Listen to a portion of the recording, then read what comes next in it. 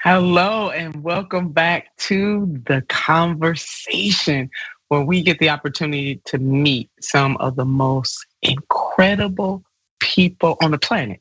I'm just going to call it on the planet. And right now, I am joined by the executive director of People for the American Way, the honorable one himself. Yes, he was a mayor. And he only been here on the earth about a hot minute, but he was the mayor of Ithaca, New York. Oh my God. And Mayor Myrick, how are you? It's good to see you. I am good. And thank you so much. Really appreciate the welcome and very excited for the new role. And yeah, I feel like I've only been around a while, but I was mayor for most of that while. I did served 10 years, the people of the city of Ithaca, which is the honor of a lifetime. And you were the youngest mayor, correct, ever elected thus far? So far, I'm the youngest mayor in New York State history. A record I'm eager to see broken, part of our work. Much like you, apologies for fanboying, but I'm such a big fan of Nina Turner and Senator Turner and the work you've done to build a pipeline of progressive young people and encouraging them to run for office. Something we care about here at People for the American Way. A big part of the reason I took the job is so that we can build that pipeline and encourage more people, young people, to run for office because we just desperately need it. Young people have that energy, that creativity, that moral authority that we need. And I was 20 when I was elected to the city council and 24 when I became mayor. And I'm proud of much of what we achieved. And much of what we achieved is because I was too young to know any better. So we passed our own Ithaca Green New Deal and saw it through and reimagined public safety in a dramatic and promising way in Ithaca, as well as building thousands of units of affordable housing. In part because I was just young enough to believe. So we got to get more young people. And that's why I love TYT too. I mean, it's right there in the title, right? The Young Turks. And encouraging your audience of young people who are so already politically engaged. Hope to help some of them run for office and become the youngest mayor in their state's history. Amen to that. And we'll take the young at heart too. Yes. So we got to marry both. I know many a 90-year-old that is more creative and energetic than some cynical 19-year-olds I know. Amen to that. It cuts both ways, but I definitely understand. And so glad that you were not old enough to know better and you were able to dream big dreams and actually say, we are going to accomplish this right here. Now, we need more of that boldness there. So executive director of People for the American Way, you get to work with some incredible people. You guys have a stellar board. And but one of my dearest friends in all of the world, Mr. Ben Jealous himself, who I fondly call BJ, is working with you there. Yes, Ben has been a great mentor to me. I mean, he's one of the great civil rights leaders of our time, just period. Yes, he is. Himself was the youngest leader of the NAACP, and has got the battle scars to prove it, and is still in this fight. I mean, he was kicked out of Columbia some 20 plus odd years ago for fighting for justice, but still persevered and became a Rhodes Scholar and now leads our organization, which, as you mentioned, talk about 90 plus year olds with energy and creativity. Norman Lear is going to be celebrating his 100th birthday this year. He's one of our founding People for the American. Dolores Huerta runs us all ragged. Dolores is still, we have to take turns when we are staffing her at events because she tires us all out because she's just going to keep going and going and going. And we're really quite lucky to have, from Alyssa Milano to Reverend Tim McDonald, a lot of great people on our team. And what we're trying to do is broaden our tent even more. People for the American Way has a storied history, from stopping Bork from being appointed to the Supreme Court 40 years ago, to being founded to oppose the moral majority. Now I'm saying stuff now that people my age or younger probably don't even know what I'm talking about, but Google moral majority and just trust me. This is the forerunner of the sort of fascism that we're seeing in the right wing today. That's right. It is time to bring this organization to new levels and bring this fight back to the American public. Because it's right there in the name. America could be, should be, can be a place where everybody can live their dream life. But there's a project underway in the right wing to redefine who is American, right? You must be male first. You must be white. You must be Christian. You must be straight. Any deviation from those things and wealthy, not only slightly less American, but also less human. And that's what we've got to fight. Yeah, no, you really laid it out, and just walking down that history, especially as we're coming upon the weekend before the celebration of Reverend Dr. Martin Luther King Jr.'s holiday. It's good to talk to you as one of the leaders of the organization, People for the American Way, because you all are not just, you know how some people, they like to quote them and they talk about them, but People for the American Way is actually working to actualize the things that the Reverend Dr. Martin Luther King Jr. and Mrs. Coretta Scott King, gotta shout her out too, actually were fighting for. And I don't know, Mary, about you, but I just feel like we're going backwards. And the voting rights fight that People for the American Way has been a part of with some other stellar organizations is yet another reminder that justice is not a destination. It is indeed a journey. That is well said, and so totally true. You know what Ben did this past summer with a couple of the organizations like the League of Women Voters, when they decided to take the fight for voting rights to the White House and to go and not just protest, but get themselves arrested, along with Dr. King's grandchild, right? Along with other leaders of this movement, along with Georgia representatives like Bee Wynn, who's running for the Secretary of State and would be a terrific person to help lead and oversee elections here in Georgia. They all went to the White House, put their bodies on the line, and got arrested by a Democratic administration, right? Protesting a Democratic administration when a lot of other groups were saying, don't rock the boat. A lot of other constituents were like, we've got to back our president. And I'll put my cards on the table. I love Joe Biden. I happily voted for him. I think he's doing a great job under difficult conditions. But I'll tell you this, as being an executive myself for 10 years, an elected executive, you have to, even especially with the elected officials you like and love, you've got to help them see where the priority should be. And what Ben and what People for the American Way did in keeping up this drumbeat is get the administration to move to the incredible step they took today, something that didn't seem possible 6 months ago. The president giving it was a fiery speech. My mom texted me and said it was peppery, which I liked. It was a very peppery speech today. Calling not just for members of the Republican Party to stop obstructing, but saying that he supports ending the filibuster in order to get voting rights done, and that he is going to call on every member of his party in the United States Senate to vote up or down. That's something that he was not just reluctant to say or do. He flat out said he wouldn't do it before. But that kind of pressure, the kind of pressure that truly only your friends can put on you, is what's going to keep us moving forward. Because I'm like you. I got to meet Dr. Martin Luther King III today, and overwhelming experience, like a kind of an emotional experience. And I really am, like you just said, I used to believe that, the moral arc of the universe is long, but it bends towards justice. I always kind of thought things will be okay. What Dr. King's life actually showed us, what his words showed us, what Dr. King's family continues to show us, is that things will only be okay if we make them okay. That's exactly it is possible to go backwards. It's happened before.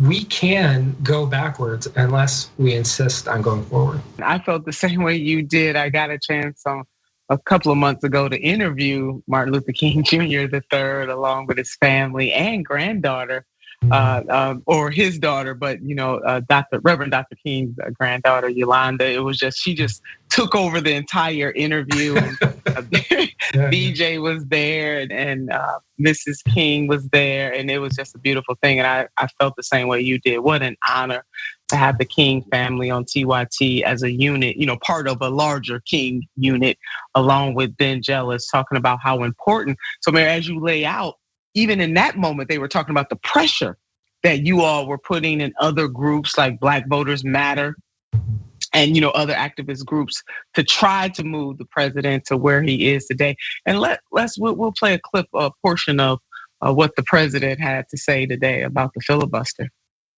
We have 50-50 in the United States Senate. That means we have 51 presidents. You all think I'm kidding. I've been pretty good at working with senators my whole career, but man, when you got 51 presidents, it gets harder. Any one can change the outcome.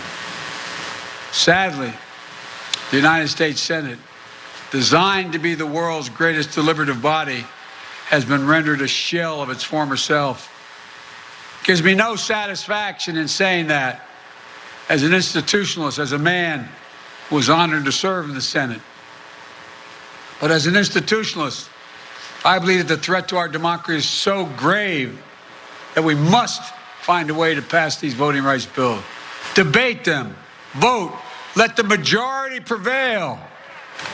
And if that bare minimum is blocked, we have no option but to change the Senate rules, including getting rid of the filibuster for this. Well, strong words, Mayor, from the president. Now, caveat he made is changing the rules of the filibuster for this. I'm going to insert in there that this means voting rights. But we know that the right to vote is connected to so many other things that we need to have happen in this country. Do you all, from your perspective, what the president had to say today, do you think that that is enough to get the kind of movement that we need in the Senate on this, and then hopefully changing the rules within the Senate altogether? Because as you and I both know, there are a lot of other important things that need to move in the US Senate to enhance the lives of the people who live in this country. Yeah, true. I mean, and that's what's important to. So I am going to answer your question directly. Forgive me if I have a little too much elected official in me. I am going to answer the question directly, but I want to say that the point you just made, which is that, look, we need clean water. That's right. We need clean air. We need free education for every child in this country. We need nobody to be hungry. We need nobody to be homeless. We know that these things are possible. In order to get them, we need a better government, right?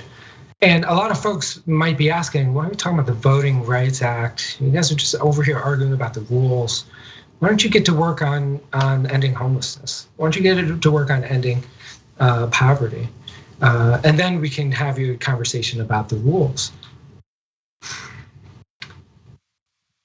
We cannot solve those problems if we allow the right wing to make the rules. They know if we vote, we win. There are more people who want to solve, to ease human suffering than just want to let the richest people hoard their wealth. So that is why they focus so much, 1,000 bills in state legislatures this past year, 1,000 bills trying to make it harder to vote. They understand that if they are going to win their agenda, it is because they made it harder to vote, which is why we have got to win this legislation first. And then, and Nina Turner, I think this is where you're headed. Look, will this solve all of those problems? No, it won't. But it will mean that we can stay alive in the midterms. We can win state legislative races. We can win more presidentials, which could allow us to do other things that would make our elections make more sense. Like, for example, using the popular vote instead of the electoral college, making Washington, D.C. the 51st state in the country, and then passing pieces of legislation and initiatives like the Green New Deal that'll make the country more prosperous, safer, and frankly, a better place to live. Yeah, God knows we definitely need it. All of those things are interconnected, and that's why ensuring that people have that unfettered access to the ballot box is so vitally important, because it is connected to every other thing that we want to have happen. And when you crush people's access to that ballot box, when you limit it, when you cheat to win, and that's basically what Republicans are doing. And I can tell you, as somebody that served in a legislative body in the Ohio Senate, to see that kind of thing both happen in my state when I was in the legislature, continue to happen, all across this country. We have got to do something about it, and the federal government must step in to ensure that the right to vote is not scaled back, is not taken away. We should be expanding and protecting the right. I mean, Mayor, I don't even know why that's controversial, but let's put up something. But but of course, you do know why. I do. Right. Because they know they can't win if everybody votes. No, they can't win straight up. They got to cheat. That's right. Yeah. So the people for the American way, there's a tweet I want to share with the folks who are joining us right now. And basically, you all tweeted that a democracy doesn't exist if your neighbor's right to vote is suppressed. Let that sink in. We'll pause on that. Let that sink in. This is why we need the President of the United States to urge the Senate to eliminate the filibuster as a barrier and pass federal voting rights legislation like the Freedom to Vote Act right away. So again, people for the American way, making it very clear. You all have a hashtag, no more excuses, I think is which I love it. Talk to us about, I mean, that's coming strong. For some folks that might be a little too strong. For me, it's just right. No more excuses. Share with us how you all came to that to be the hashtag. We understand that there are pressures in the world and there are conflicting agendas, and we understand there's a narrow majority in the House and the Senate is 50-50, and we had to pass ARPA, and that made sense, right? And we had to pass the infrastructure bill, and okay, we didn't want to, but fine, we did it, okay. The clock is ticking. There are no more excuses. Democrat, independent, Republican, whatever. We are not accepting excuses anymore, because if we can't guarantee this fundamental right, if we can't guarantee it, and right now this might seem abstract, right? It might seem maybe you're in a state where the right to vote's not currently under attack, and you're watching what's happening in Atlanta, and you're kind of concerned, or you're watching what's happening in Ohio, and you think it's unfair. But trust me, once they take away our right to vote, once they take away fair and free elections, they can take away everything else. That is the building block of an open and free civilization. So we are no longer accepting any excuses. What we have been demanding is that President Biden make this his top A1 priority. And that's exactly what he did today. I just gotta say, we were, going into it this morning. We weren't sure what he was gonna say. We weren't sure how strong he was gonna be. What it felt like today, and I was blessed enough to be sitting, Jesse Jackson over here and Reverend Sharpton over there, Senator Warnock, Senator Ossoff, folks who have seen a campaign or two. We all turned to each other and said, that is what the beginning of a winning legislative campaign looks like. And what the president did, and the vice president, by the way, whose remarks were forceful, what he did today is what the beginning of a winning legislative campaign looks like. Now, of course, the rest is up to us, right? We have to continue to say no more excuses for everybody else. The president said it. Change the rules, make it a common sense, 51 votes to pass a Voting Rights Act, 51 votes to pass the John Lewis Act. Follow the president. The rest of our party needs to get on board, follow the president, and get this over the finish line. Yeah, and it is my sincere hope, but we don't just have to. Hope is definitely a motivator for humanity, but to have groups like People for the American Way and others putting the pressure on, because you opened up with something, Mary, I want to go back to that is important. You can love a politician, you can like a politician, love and like a whole lot of people, and at the same time, hold them accountable and challenge them. Those two things do not have to be mutually exclusive. And sometimes people forget that, because just because you admire someone, especially somebody in public office, somebody that holds the people's power, it's not their power, it's the people's power. And they're supposed to use that power to act on behalf of, that there is nothing wrong with saying you have a healthy respect and or in some cases a love for a politician. We still have a responsibility to hold them accountable. And for me, sometimes I just don't get it why folks will jump in front of a train to save some of the most powerful people in the world. But when it comes to people who have been marginalized, depressed, stressed, we often hold them sometimes to a higher standard than we will hold people who are elected to office. And that bothers me greatly. Yeah, I get it.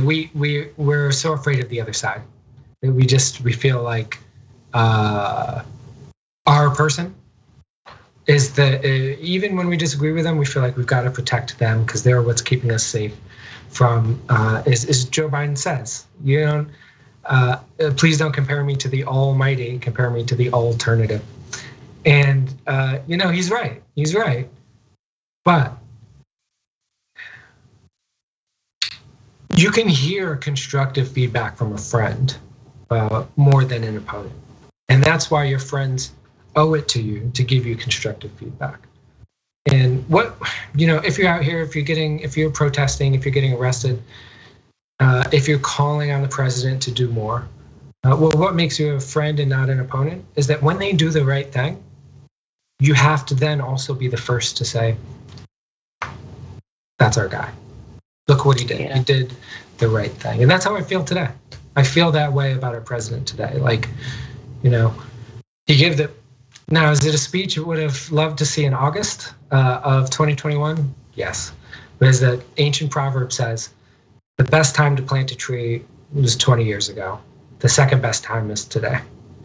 And today is what we've got. So let's take this campaign. We're gonna see what happens. So there are some of the activist groups that decided that they were not going to attend, making it very clear that they're over all of the speeches. So when we have a graphic for that, and Georgia voting rights groups boycott Biden's Atlanta speech.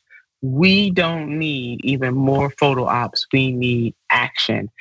And they're the yin to the yang here. Is that some of these groups like Black Voters Matter actually, had conversation with the King family, has worked with the King family, and both sides understood, because even the King family made a statement that they were kind of questioning whether they should show up or not. I think the beautiful thing about what you all have been able to do in this space is people have different views on how to get to the same ends. And you all have not torn each other down because you have different ways to get to the same ends. But I have a lot of respect for the groups who did decide to boycott, as well as the people who did decide to attend. Yeah, me too. And I totally. And I actually saw their statement. We met in the morning before going in with some of those groups, representatives from some of those groups. And first, it's always important to play an inside-outside game in the movement. And I understand that coming from government into the civil rights movement. But I also understand how they're feeling. Look, they're on the ground doing work every day. And they didn't know what was going to be in the speech. Maybe it was going to be a speech that just said, hey, folks, I think maybe we can still work together to get this done. I hope that they heard the same thing I did, and that they are as excited about the president's commitment. I know, actually having spoken to some of them, to go, okay, it was a good speech. He said more than we thought he would. But let's see what happens tomorrow back in DC. Yeah. And which is all fair. I think that's fair, yeah. I respect it. Mayor, the last clip I want to show very quickly comes from someone from my home state, Mr. David Pepper. He's the former chair of the Ohio Democratic Party. We serve the Ohio Democratic Party together. He's been doing these whiteboards, educating us about different things in history and really laying out why we must deal with what is happening in the states too, how that really is the place where our rights are truly being eroded more quickly because because Republicans control so many legislatures across the country. So I want to put up his graphic. And he says, as the president and the vice president speak in Georgia today, remember this painful moment from history when they saw it coming but didn't act. Lesson: if the federal government doesn't step up and protect democracy when it is under attack, it can die. And there's a video attached to this that I really encourage the people who have joined us on the conversation today to watch. But David Pepper is exactly right. The federal government must take action to protect voting rights. And today seems to be a very good step in that direction. Mayor, thank you so very much for joining us today on The Conversation. Mayor Myrick is indeed the executive director of People for the American Way. Check them out, follow them on Facebook, on Twitter, on the gram. Thank you so much for your leadership and all that the People for the American Way are doing for the people of this great nation. Thank you, Senator Turner. Thank you so much. Thanks for watching The Young Turks. Really appreciate it. Another way to show support is through YouTube memberships. You'll get to interact with us more. There's live chat emojis, badges. You've got emojis of me, Anna, John, JR. So those are super fun. But you also get playback of our exclusive member-only shows and specials right after they air. So all of that, all you gotta do is click that join button right underneath the video. Thank you.